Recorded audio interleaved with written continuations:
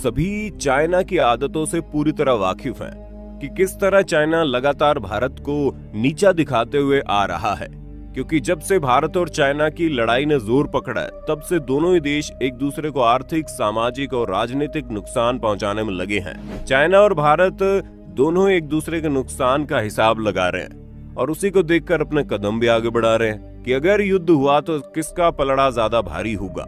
और केवल युद्ध ही क्यों, चाइना तो हर तरह से भारत के पीछे पड़ गया है। लेकिन अब यह नौबत आ गई है कि चाइना चोरी करने पर भी उतर आया है। जी हाँ, क्योंकि भारत में एक ऐसी चीज पाई जाती है जिसकी चाइना में बहुत ज्यादा डिमांड है। उस चीज को हासिल करने के लिए चाइना किसी भी हद तक जाने को तैयार है। तो आखिर वो चीज क्या है और चाइना क्यों इसके पीछे पड़ा है, ये बात तो हम आपको अपनी इस वीडियो में बताएंगे ही। उसके साथ ही हम आपके सामने देश में होने वाली तस्करी के कुछ ऐसे राज खोलेंगे जिसे सुनकर आप पूरी तरह से हैरत में पड़ जाएंगे। दोस्तों, भारत के बारे में कहते हैं, मेरे देश की धरती उगले हीरे मोती, क्योंकि एक समय ऐसा था जब सारी दुनिया में सबसे ज्यादा धरोहर अपने भारत के पास ही था। सब कुछ तो दुश्मनों द्वारा लूट लिया गया, मगर आज भी एक बेहद कीमती धरोहर है जो भारत की सी मिट्टी पर उग रही है। दोस्तों, क्या आपने भारत के लाल सोने का नाम सुना है? भारत का लाल सोना कुछ और नहीं बल्कि लाल चंदन है। वही चंदन जिसे दुनिया के सामने टॉलीवुड की एक फिल्म पुष्पा लेकर आई है। दोस्तों, प्राइम वीडियो पर हाल ही में रिलीज हुई फिल्म पुष्पा भारत की एक ब्लॉकबस्टर मूवी बन चुकी है। तारीफ में बस इतना कहना पड़ेगा, ऐसा कोई शख्स रहा नहीं जो इस मूवी से अनजान होगा। शायद आपने भी इस मूवी को देख लिया होगा।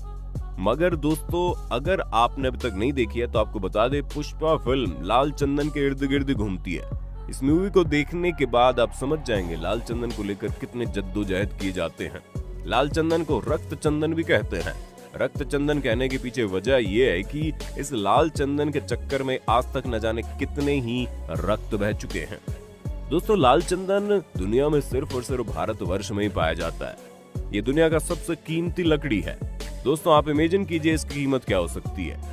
दोस्तों, आपने कितने रुपए इमेजिन किए ये तो हम नहीं बता सकते, मगर आप सब इस लकड़ी के असली कीमत के बारे में सुनेंगे ना तो हैरान हो जाएंगे। दोस्तों, लाल चंदन लकड़ी की कीमत 26,000 से 30,000 रुपए प्रति किलो है। एक पेड़ से कम 20 से 25 किलो तक की लकड़ी निकल जाती है, जिसे बेचकर कम से कम 5 से 6 लाख रुपए मिल जाते हैं। यानी कि एक लाल चंदन के पेड़ की कीमत 6 लाख रुपए है। और दोस्तों, 1 टन लाल चंदन की कीमत 2 करोड़ रुपए हो जाती है। अब हैरान होना तो लाजमी है। दोस्तों, जो चीज जितनी कम होती है उसकी कीमत उतनी ज्यादा होती है। इसका इतनी कीमत होने की पीछे की वजह सिर्फ यही है कि बहुत ही कम मात्रा में पाई जाती है। लाल चंदन भारत के तमिलनाडु और आंध्र प्रदेश में ही होता है। इसी लाल चंदन के चक्कर में तमिलनाडु और आंध्र प्रदेश के बॉर्डर पर चीन द्वारा कई बार युद्ध की गई और न जाने कितनी जाने रक्त से लथपथ हो गई।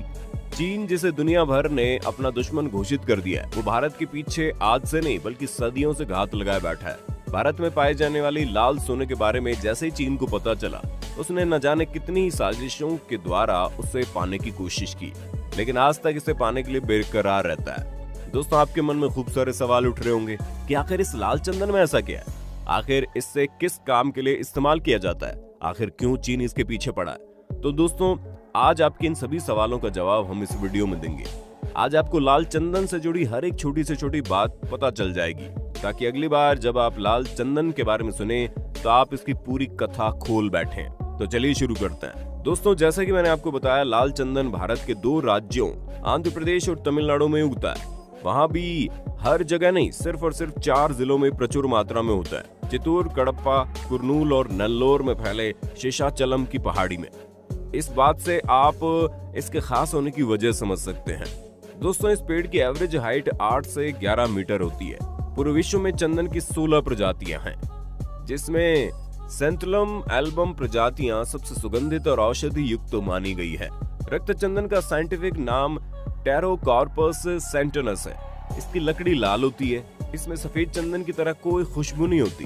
दोस्तों, लाल चंदन के पेड़ के बारे में सबसे खास बात जो शायद इस दुनिया में कुछ खास चीजों को मिली है, वो है इसका वक्त, यानी कि उसे उगने में कितना समय लगता है। इस बात को आप इमेजिन कीजिए और हमें कमेंट बॉक्स में बताइए।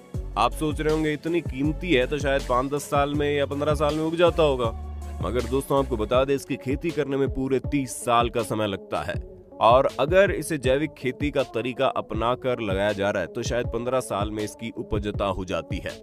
रक्त चंदन की खेती सभी तरह की मिट्टी में हो सकती है, लेकिन रेतीली मिट्टी, चिकनी मिट्टी, लाल मिट्टी, काली दानेदार मिट्टी में इसके पेड़ अच्छे से बड़े होते हैं। इसकी खेती ऐसी जगह पर नहीं हो सकती है जहां पानी का जमाव होता हो। इसका मुख्यतः उपयोग दवा, इत्र, पूज, फर्नीचर और सजावट के सामान, विशेष प्रकार के म्यूजिकल इंस्ट्रूमेंट आदि को बनाने में किया जाता है। कई लोग प्राकृतिक रंग और शराब बनाने में भी इसका इस्तेमाल करते हैं।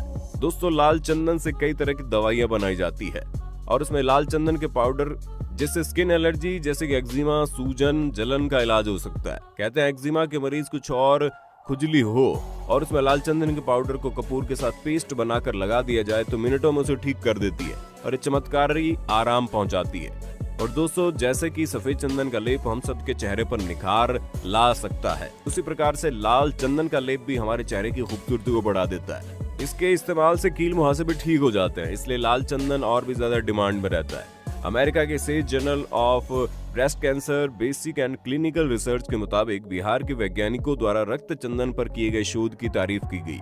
वैज्ञानिकों ने रक्त चंदन में मौजूद प्रतिरोधक क्षमता के बारे में नई खोज की है। इसमें स्तन कैंसर की प्रतिरोधक क्षमता की मौजूदगी का पता लगाया गया है। कहा जाता है रक्त चंदन को शैव और शाक्त मत को मानने वाले अधिक प्रयोग करते हैं। आपको बता दें दोस्तों, ये पीले चंदन का इस्तेमाल वैष्णव मत वाले लोग करते हैं। अंतर्राष्ट्रीय बाजारों में इसकी डिमांड बहुत ही अधिक है और यही वजह है कि इसकी सुरक्षा खूब ध्यान से की जाती है। ऐसे में 2.25 लाख हेक्टेयर इलाके में फैले शेषाचलम की पहाड़ियों की सुरक्षा काफी अहम होती है। दोस्तों, स्मगलिंग करने की मात्रा कोई छोटी मोटी नहीं। प्रत्येक वर्ष कम से कम 20,000 करोड़ रुपए के लाल चंदन का इलीगल सप्लाई करता है। जरा सोचिए दोस्तों, क्या घर से लीगली किया जाता तो ये भारतवर्ष का कितना फायदा हो जाता। और यही कारण है कि भारत में इसके लिए सजा भी सुनाई गई है।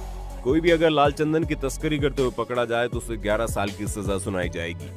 लाल चंदन की सबसे ज्यादा तस्करी और कोई नहीं दोस्तों, हमारा सबसे करीबी दुश्मन चीन में होता है। दोस्तों, आपको तो पता ही होगा, चीन में आयुर्वेदिक मेथड से इलाज करना पसंद करते थे और कुल मिलाकर आयुर्वेद इलाज बहुत यूजफुल भी होता है। इसलिए चीन में लाल चंदन की डिमांड बहुत ज्यादा है।